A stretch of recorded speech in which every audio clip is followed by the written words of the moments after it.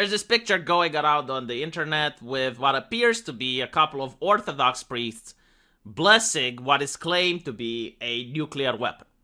And not just any nuclear weapons, but the Satan missile, which is one of the most powerful nuclear weapons ever created. So you can see why a lot of people on the internet, especially more those atheist-oriented, are sharing this picture, saying that it is very ironic.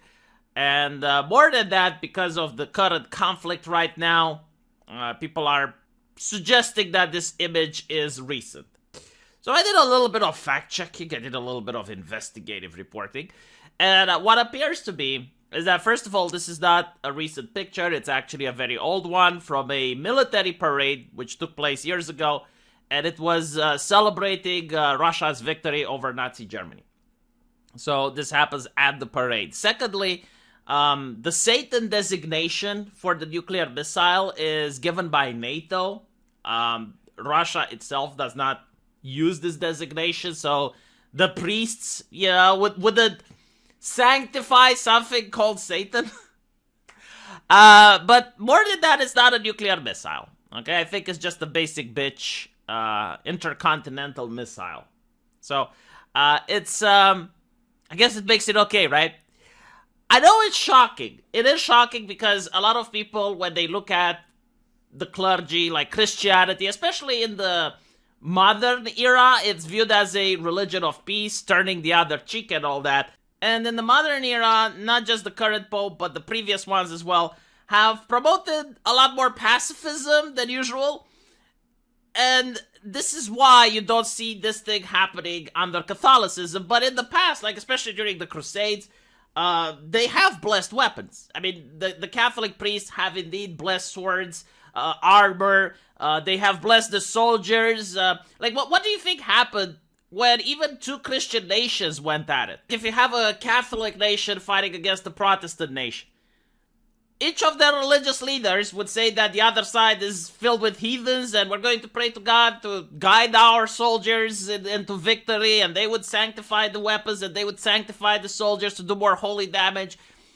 Like this has happened historically. Now, when you look at the Orthodox, they have a very different way of doing things. We don't have a pope which supersedes over every religious institution. With Orthodoxy, you have patriarchs, and the patriarchs is more like an administrative figure. Like he can kind of guide the way things are done, but like he doesn't dominate the clergy the same way the Pope does. And because of that, you have like different priests doing different rites and different traditions. So you also need to take into account that the Orthodox Church, especially in Eastern Europe, they have a lot of monuments in their care, like historical monuments, historical churches. Sometimes they have hospitals and schools in their care. And because of that, they need to make a lot of money in order to pay for those things. So they make money by sanctifying weddings and having funeral ceremonies. And every time a priest goes and does one of these things, he gets paid money by the believers.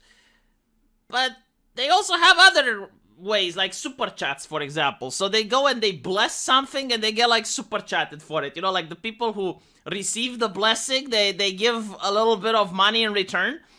And they bless everything. Like they bless cars, they bless houses. And yes, they even bless soldiers and they bless military weapons and hardware. It does seem shocking when you look at it. Because again, it's like, oh, Jesus said turn the other cheek. But Jesus, I guess, also said, sell your cape and buy the sword. So it depends on the interpretation, right? But in the idea of blessing nukes, this picture aside, this actually was a scandal within the Orthodox Church. Because, yes, priests actually did bless nukes. And the synod, I guess like the congregation of older, more wiser priests, said that the blessing of nuclear weapons and other weapons of mass destruction that can inflict indiscriminate loss of life is kind of problematic. Like they're basically saying it doesn't go with the right. Because the idea is that, yeah, in the past, weapons have been blessed, right? Like you bless a sword, you bless a bow, but it is within the hands of the soldier, which uses his wisdom in order to guide the bow or the sword appropriately to make sure that it doesn't cause that indiscriminate loss of life. Now, whether or not that is transpired in reality, I do understand the way of thinking, right? Because, like, a soldier with a sword is not going to attack an infant. But when you have a nuclear weapon, or a weapon of mass destruction with the capability of eradicating all life, it's going to go for the innocents as well. I mean, it's going to target the wounded, it's going to target children, it's going to target women, right? Like anything within the blast area. And because of that, like, the church is deciding that it's a little bit too much. Okay? It's a little bit too much. And it does have the air of ridiculousness of it. To have, like, the priests sanctifying these weapons, which cannot be used without causing sin. Like, any way you look at it, you know? The way the church interprets conflict, it's like, oh, well, our side is just, so we're just defending ourselves, so we're kind of right to do it. You can't really do that when it's about targeting children, you know? Like, it's like the infant isn't going to attack your Holy Land, so you have to think of it from a religious perspective, right? You gotta think of it from a religious institution. Which in reality, like, let's be honest, all the religious institutions are connected with politics nowadays. Like, this is why the Russian Orthodox Church vehemently disagrees right now with the Romanian Orthodox Church over the conflict in Ukraine. It's because, like, all these churches and these institutions, they work hand in hand with politicians, and they are connected. Because if the church were to upset the political wing, well, the political wing can go like, why are you guys not paying taxes again? Why are you guys getting all these special privileges? Like, what, you think you're Walt Disney in Florida? Fuck is wrong with you? Okay, let's eradicate some of those privileges.